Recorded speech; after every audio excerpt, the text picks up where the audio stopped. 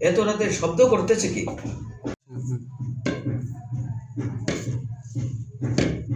কে আপনি? আমি একজন মুসাফির। তো আপনি এখানে কি চান? আমি এই মুসাফিরখানায় রাত্র কাটাবো। আপনি ভুল করেছেন, এটা মুসাফিরখানা না, এটা একটা মাতব্বরের বাসা। আমি ভুল করি না, এটা মুসাফিরখানাই। আমার কাছে তা প্রমাণ রয়েছে। আচ্ছা, কি তার প্রমাণ? এখানে এখন কে বাস করে বলুন তো দেখি। এখন আমি বাস করি। আপনার পূর্বে কে বাস করত? আমার আগে আমার পিতা বাস করত। তার পূর্বে কে বাস করত? আমার দাদা বাস করত। তার আগে কে বাস করত?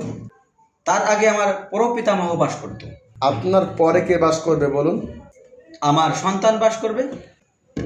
তারপরে কে বাস করবে? আমার নাতি বাস করবে।